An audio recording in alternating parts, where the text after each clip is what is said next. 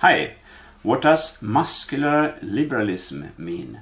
This was a concept that was coined by the then Premier Minister of the UK, David Cameron, during a speech here in Munich on the 5th of February 2011 during a European Union conference. It was the International Conference on Security Policy.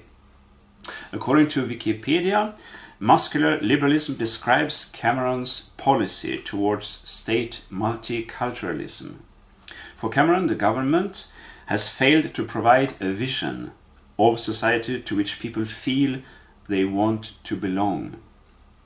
Such a vision presupposes a unified stance against terrorism, according to Cameron. Multiculturalism has shifted from tolerating multiple cultures to tolerating multiple value systems, which may reject the liberal, open society.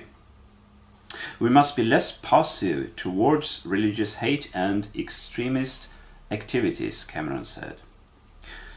He proposed banning preachers of hate from entering the country, preventing the allocation of public money and donations to groups not being used to tackle extremists, barring organizations that incite terrorism, judging the religious organizations' acceptability to operate in the country based on their acceptance of universal human rights, their support for democracy and for the country's basic values, strengthening the national identity by expecting immigrants to subscribe to the identity of the country by saying, I am a Muslim, or I am a Hindu, or I am a Christian, but I am a Londoner too. And preventing extremism at universities and in prisons. Cameron also stressed the importance of the idea of democracy, universal human rights, freedom of worship and of speech, the rule of law and individualism and individual rights. Is this liberalism? The term muscular in muscular liberalism has a predecessor in the so-called muscular Christianity of the 19th century. Again, according to Wikipedia, muscular Christianity originated in England in the mid-19th century.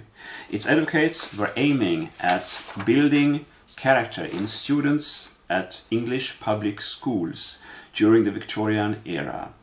In the Bible, Paul the Apostle uses athletic metaphors to describe the challenges of a Christian life. In 1762, Rousseau stressed physical education as important for the formation of moral character in his book Emile, a tradition that goes back all the way to Plato.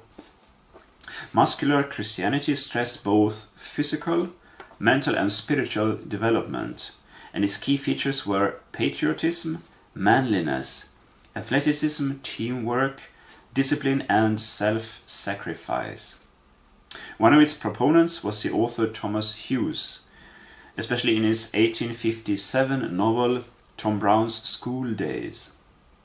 According to Hughes, a man's body was to be trained and disciplined and then to be used for protecting the weak and for subduing the earth according to God's will. Sports, especially team sports, have a spiritual value, not just as physical but as moral training. From England, muscular Christianity spread to other countries like Australia. In the US, it appeared in private schools and in the YMCA and in preachings by the evangelists. And it influenced evangelical organizations like the Fellowship of Christian Athletes, Athletes in Action, and the Promise Keepers. Theodore Roosevelt, President of the US between 1901 and 1909, was raised within the movement. He and Hughes both advocated physical strength, health and Christian ideals in personal life as well as in politics. In the 21st century, new Calvinist pastors such as John Piper have defended a more masculine Christianity. God is a king and a father, and he created man in his own image and gave him the name man, the name of the male, which gives Christianity a masculine feel, according to Piper. Today, some professional athletes choose to share their faith with their fans, praying before a game, thus expressing values inherent in muscular Christianity. In an article in The Spectator from the 7th of November 2015, Michael Davis calls Cameron, quote, the most conservative head of government in the English-speaking world. And he asks, is liberalism the new conservatism? A, quote, conservative sense of liberalism's dependence on Western cultural norms is emerging as a new consensus. Conservatives have long said that the virtues of liberalism, social tolerance, free trade, etc., are inseparable from the ancient history and living institutions of the societies that foster them.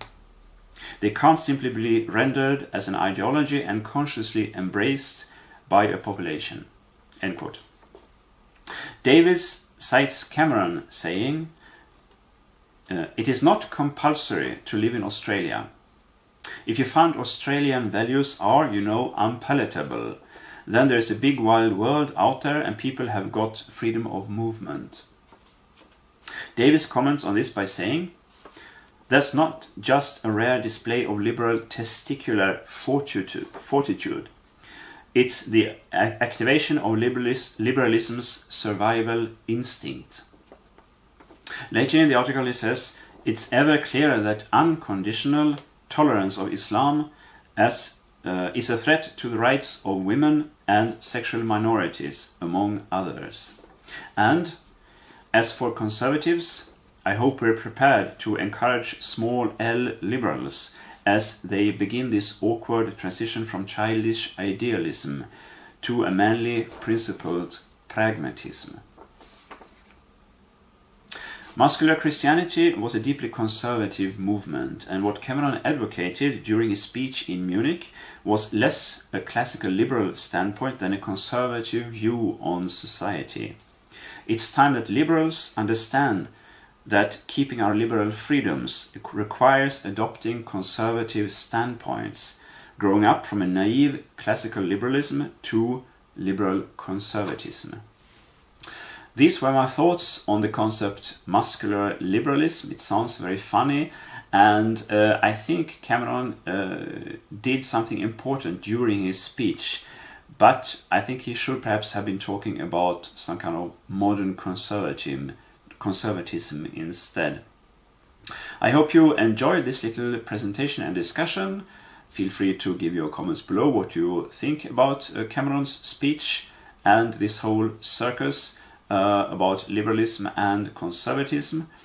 Give me a thumbs up, of course, if you liked this video, and don't forget to subscribe, and I'll talk to you soon again.